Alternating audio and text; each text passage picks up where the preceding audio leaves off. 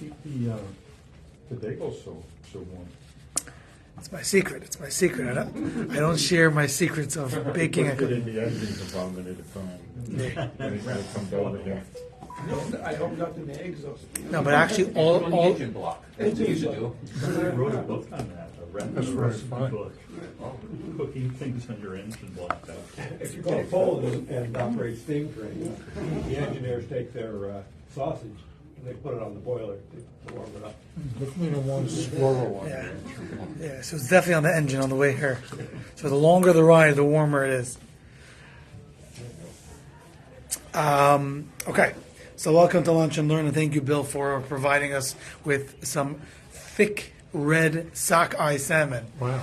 Usually I bring the Atlantic salmon, so thank you. Today we're going to study a Hayom Yom that's actually coming up in a few days.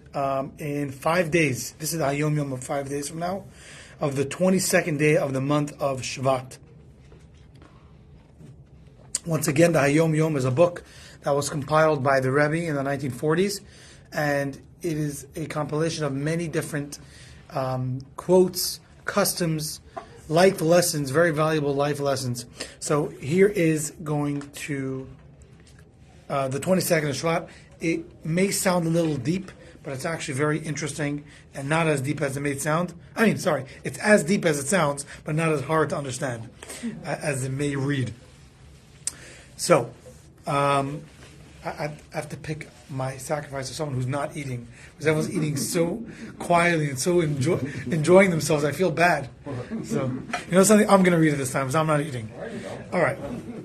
So before I start, people sometimes have this question that's posed to me and posed a lot within the Jewish world. Why are we so outdated? Why is Judaism so behind in the times? You go to any single country, you have a set of laws. The set of laws adapt with time, right? As time comes and goes, and technology or society, whatever it may be, they kind of force you to create laws based on what's going on. Certain countries are more advanced, certain countries less advanced, but laws are based on how advanced things go. You look at Torah laws. Has one law changed? Not really. It's the same exact laws for thousands of years. That's because we were so far ahead of everybody else. Okay, very good. So one perspective is that we're ahead. But people have this question, why are we so behind and that we don't change the Torah to adapt to today's times? Right? So the answer to that question is in this Very progressive to change it. Correct. And some people say Torah is not progressive enough. Torah needs to be more progressive. Be with the times. Get with the times. You know, we're not stoning people to death. We're not. Right. But those laws are still intact. They're not practiced today, but they're still intact. It doesn't change. When you study Torah, it's still Torah. Yeah. So just because it's not practiced doesn't mean it's not Torah. Yeah, it's still there. So why is Torah not progressive enough according to these people? So we'll find out today. So here we go. There are two kinds of laws. Two different types of laws. There's human law and godly law. What's the difference? A are laws that generate life, and B, laws that result from life. What do I mean by that? Man-made laws result from life. What does that mean, that they result from life? That is why they differ in every country, each according to its local circumstances. You take, for example, the fact that there are cars on the road.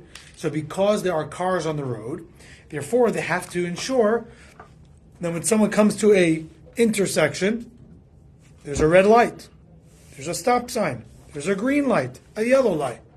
They result from life. So the laws happen because life is the way it is. Therefore the laws are progressive, I guess, and they are and they're created because of what's going on in the world and in life. Torah laws, God's Torah, is the divine law that generates life. It is the Torah of truth, the same in all places at all times. The Torah is eternal. Now what does that mean? Torah's laws are not based on life circumstances. They create life's circumstances. They generate life circumstances. Torah's laws were here way before any human was created. Torah was here before the world was created. And because of that, the Torah is eternal. Something that's eternal does not change based on the circumstances. I'll give you an example. One of the things in the Holy Temple was that the water had to be fresh water from a fresh spring of water. Now, there was one example that's brought down in the Talmud that river was not good enough for the Holy Temple. Why wasn't it good enough? Because once in every 7 years, it used to... Sorry, 1 second. Once in every 7 years, it used to stop flowing. What's the problem with that? It stops flowing? It's not fresh. But what does it mean that it's not fresh? It becomes stagnant. And it's, But it means that it's not true. It's not a true fresh spring of water. right. Something that's a real authentic, genuine, fresh spring of water doesn't stop flowing. It can be once every 10 years. It makes no difference how often it is. It can be once a day, once every 10 years. If it stops even once every 10 years, it just shows that retroactively it was never truly a fresh spring of water. What's truth? Anyone know the word for truth in Hebrew is emet. How do you spell the word emet? Aleph Mem Taf. Aleph Mem Taf. So here's some, alphabet education. You ready? The word emet is comprised of 3 letters: Aleph, Mem, Taf. You know what's interesting about those 3 words? No. 3 letters. Aleph is the first letter. Middle last. Exactly. Yeah. Mem is the middle, and Taf is the last letter. Literally, the first, middle, and last letter in the entire alphabet is the word emet. What does that represent? That truth has to be true from beginning, middle to the end. It has to be through and through truth. If something is not true at the end, or not at the beginning, or not in the middle, or not even in one of them, that's not truth. Torah is a type of law, that the types of laws within Torah. Now, you can say all you want about the laws of Shabbat, that really true freedom, if it was true progressiveness, it should be that if you want to be restful and free on Shabbat, the best way to do it is to go on the countryside with an RV and to go enjoy your weekend. That's true freedom. But Torah's laws are not based on how we understand freedom and restfulness, rather how God understands it and God's commandments to us. So God's commandments to us, Torah's laws, are what generate life. They're not based off of the way we understand freedom in 2023, and therefore we have a law that you have to be free on Shabbat and rest on Shabbat the way we understand freedom. That's human law. Non-human law, godly law, it comes from the opposite perspective. That Torah is the one that mandates and generates the way we understand life, and the way we understand freedom. So it's a totally different perspective on how we understand freedom, how we understand law, and how we understand life, and how we understand truth. Just a quick story on the bottom of the page. One day in the year 5673, that's the Hebrew year, the Jewish year, 1913, the Rebbe Rayat, which is the previous Rebbe, the Rebbe's father-in-law, found himself traveling in a railway carriage with several men who were debating the virtues of various political systems. Among them were a number of Jews, each of whom cited teachings from the Torah and the sages in order to prove that the system that he favored was the closest to Judaism. Some of them later turned to the Rebbe Rayat and asked him his opinion. The Rebbe Rayat answered that the Torah is the ultimate embodiment of truth and goodness. Accordingly, it comprises within it all the positive virtues that are found in all the political systems authored by men. This is a little bit off topic, but the concept of political systems, I actually read a fascinating article. Was it last year, 2 years ago, when there was the elections? So a colleague of mine, Baruch Hordiger, he wrote an article whether is Torah socialist, is it progressive, is it conservative, is it liberal, what is it? And if you ask anyone within any political system that they favor, usually they'll try to prove how Judaism and Torah is mostly like the way they think. So if someone is socialist, they'll try to prove how Torah is truly socialist. If someone's conservative, they'll try to prove how Torah is truly conservative. Everyone tries to use it to their advantage. And the previous Rebbe told them it's none. It's none of that. Torah is not socialist, it's not conservative, it's not a political system. But it carries within itself all the advantages of all the political systems. So if you were to take all the political systems to it, real truth, this is what I'm trying to get at. Real truth embodies all types of truth and all types of good truth. So if Torah is truly true, then it should embody within it the true advantages of conservatism, capitalism, socialism, and all the types of political systems. That's what true really is. That's what it's true through and through. If you look at what I mentioned before, the footnote number 1, the Torah is the same in all places and at all times because it is truth. Indeed, the word for truth in the Holy Tongue, emet, is made up of the first, last, and middle letters of the alphabet, implying that truth is constant and consistent from beginning to end. So we see over here that there are 2 types of laws. Let's just recap over here. 2 types of laws. Human law that is that comes from life, right? That result from life. Take all traffic laws, or most laws that are put into the legislative system, they're all resulting from life today. Versus Torah law that generates life. Key difference. So that's today's lunch and that's today's message. Any thoughts on the matter? What do you guys think? Yeah, like what? Oh, go ahead. No. So the Torah existed before humans? Ah, very good question.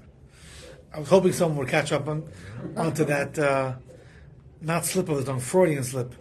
The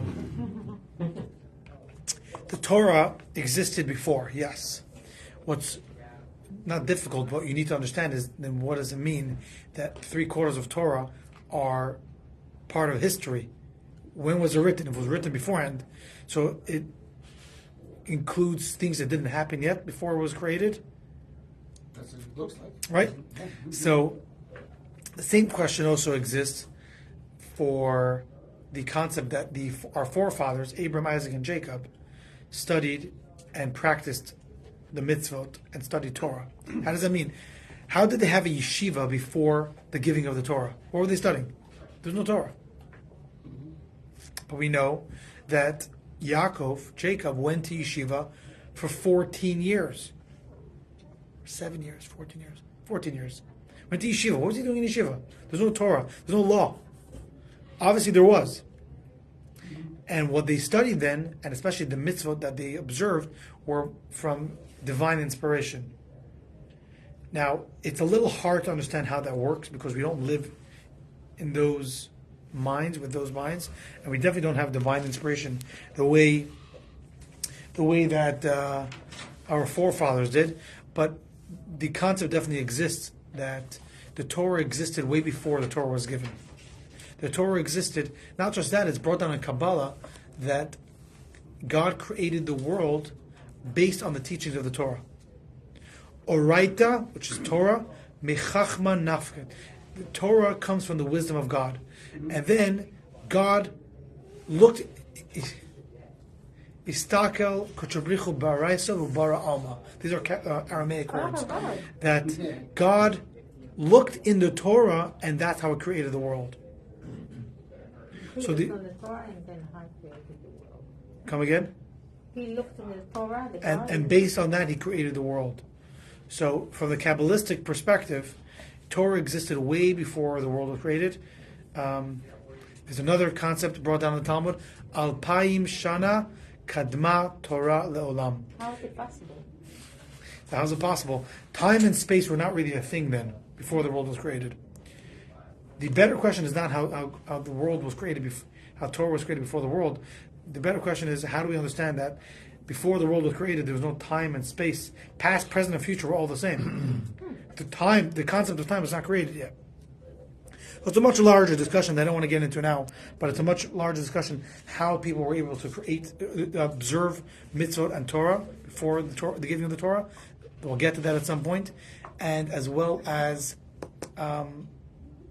what does it mean from the Kabbalistic perspective that the Torah was created way before the world? 2,000 years, it said. And by the way, how does it? If time was created, how do you have how do you know 2,000 years? Yeah. All good questions. That's Sometimes the questions are better than the answers, by the way. Yeah. Stephen, what were you thinking? No, you touched on it. It was about man-made laws and how, and he touches on it in the first paragraph about they differ from city to city, state to state, town to town. You said the red light. You know, red stop. You know, yellow go faster. Right. You know. Right, but by the way, and that's why it says in every country, in every place is different. You go to New York, in cities, you can't make a right or red. turn. Right. Why? Because it would be chaos if that was the case. Right. Although it would maybe help some traffic, but it would be more crashes. Put it that way. And in suburban towns, it's not a problem at all. Why should you wait by the red light? Every place, it's based on the way life is in those places. So the laws are created based on life. Torah laws are exactly the opposite. Another very key difference. What's a key difference between Jewish law versus secular law? Ethical standards, maybe? Moral and ethical. Yeah, from the moral and ethical standard, what would be the key difference? How would you define the difference? Again, what's the difference? What would be the key one word, or one word for each one? Truth. The word, what is truth? Right, but they each have their own way of understanding truth. What would be the key difference between secular law and Torah law? Like regular law, regular American law. Oh, well, the law changes all the time. True. So that's what we discussed today. But in the making of the law, besides that they differ in how they're created, what's from the moral and ethical standpoint, what's the difference? so this is for Secular the law Jew, has- this is for the American now. Yes, but I'm saying, but consequences. Defined consequences of secular law. If you do this, you're subject to that. How it's observed. Yeah. yeah, I'll put it this way: Torah law is, it's rights versus responsibilities. American law is all about people's rights. Right, correct. It's protecting people's rights. And as long as you don't infringe on someone else's rights, you're good to go. You can do whatever you want to yourself. It's your right to do, again, to a certain degree. Obviously, it doesn't go to, as far as you want. But more or less, all American laws are about animal rights, human rights, women's rights. It could be all these types of rights. That's what it boils down to. People's rights. And the problems only happen when two rights infringe upon one another. That's when they need a new law. So the laws are kind of created based on people's rights. If you have a right and they have a right, who's more right? Right? So they have to kind of create laws to make sure that people's rights are not infringing on one another. Torah laws are nothing to do with rights. Obviously, you have rights according to Torah, but that's not how it's based. Torah's laws are based on responsibilities. It's a key word, responsibilities, which is why something we mentioned last night in our class is that Torah law would tell you to do certain things that in American law you don't have to do. Torah law would tell you to go out of your way to help someone. Yeah, that's You don't have to do that according to American law. If you see someone stranded on the side of the road, you don't have to stop. that's why it looks It's your like right. this, That's why It's true. the American- But you don't have to stop on the side of the road if someone's stranded. According to Torah, you do. If you see someone struggling or see someone, take an extreme example, see someone drowning. This was the example we gave last night. You see someone drowning, do you have to tend to them or not? In American law, no, They you don't don't. swim. In American law, you don't. You don't have to. There are actually, I think there are actually some, one or two laws that are different than that. And I think it has to do with boats in the water. So I think that they say that if you're in a boat and somebody is going to die, if you don't help them, that you need to help them. On a boat, that's interesting because American law is extremely rare I think it's And American. then there's, when it comes to these things that you have a responsibility to help someone. there's also You- a doctor's oath. Oh, that's different. That's on specific people because Right. they take on the oath when they take on that job. Right. But on a regular civilian, Right, you have true. no responsibility towards one another. Right. In Judaism, you have a responsibility. If someone is suffering, you have a responsibility. You're mandated. It's a mandate. It's not a recommendation like it is in America. You're recommended to try to call 911. Yeah. It's a responsibility in Jewish law to do this. Why? Because the perspective of Jewish law is about your responsibility to society and to one another. And because someone is suffering, you have a responsibility to help them. Last night we went as far to see if you have to go into if you have to suffer because of that. Do you have to incur losses because of that? Do you have to suffer? Do you have to go at your own expense, your own health to help someone else? That's a whole different conversation. We're talking about organ donors, etc. That was a whole different conversation. We're talking about just That's deep. yeah, that's a whole different. That's step two. We're talking about step one. Literally pulling up to the side of the road. According to Jewish law, you need to do that. That's crazy. That's the key difference. Rights versus responsibilities. Torah has many, tens and tens of laws about standing up not standing idly when your fellow's blood is being shed. So if you see someone in danger, you must help them. Not only that, you have to go and incur a loss to do it. You can even go as far to steal someone else. I remember we had a course About the boat. about the boat. You can steal someone else's boat to save someone. Now, obviously, it's not as black and white. You don't just steal and move on. If you damage the boat, you still have to pay for it, but you're allowed to go and take someone's car. You have to pay for it even though you want to save somebody with this. If you damage it. If you damage it. Damage it, no, but unintentionally. Unintentionally, you still have to damage. You still have to pay for it. You don't have a right to do whatever you want. But you do have the right to take it without permission. You don't have to ask the owner for permission. If you see a car and you see someone, I don't know, doing something and you need to be able to chase them, you take the guy's car and you chase the guy because whatever it is, you'll have to do it. Now, if while you're driving the car you sideswipe another car, you're still liable for the damages, but it doesn't mean you're not allowed to take the car. So the point is, responsibilities are abound in Jewish law. In American law, you'll almost never, extremely rare, I never heard of such a law, but I'll trust you that there is, it's extremely rare to find a law that is connected to responsibilities. They're usually about your right. You have the right to do so. Or you don't have the right to do so. Why? Because that person, his right is more important than your right. Things like that. It's like when a house is on fire, unfortunate, and you rush in and try to save the people in there. Now you're concerned, but a fire person who's trained and took an oath, That's Yeah. a good point. they're gonna at least make the attempt. Unless Now, it's- no, it's true. And now in Judaism, obviously, you don't have the responsibility to jump into the fire, but you do have a responsibility to get the person help, to call for help. Yeah. In America, you do not. It's crazy. Yeah, You don't have a responsibility. If you see a house on fire, you're allowed to walk by, and you'll never be held liable. Because now people sue each Horrible. other. They sue each other for Yes. everything. True. I'm- You can walk. You can walk by a fire. Again, Yeah.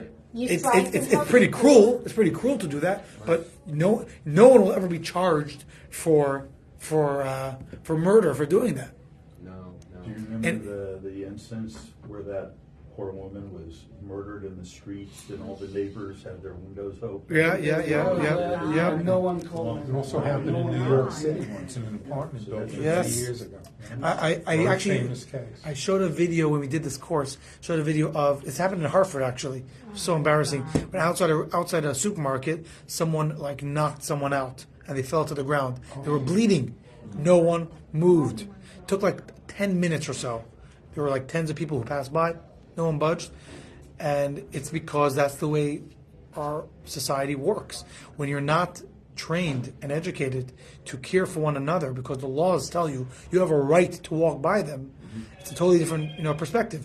Versus Judaism, where it's about your responsibility. If such a thing happened in a Jewish neighborhood, within seconds there would be the volunteer ambulance, the Hatzalah there. They would be within minutes. The person would be up in a hospital, in a stretcher, everything taken care of. It's a totally different perspective how we look at law. So that's two ways of human law versus godly law. Godly law is responsibilities, A, B, and they generate life. Human secular law results from life and are about our rights.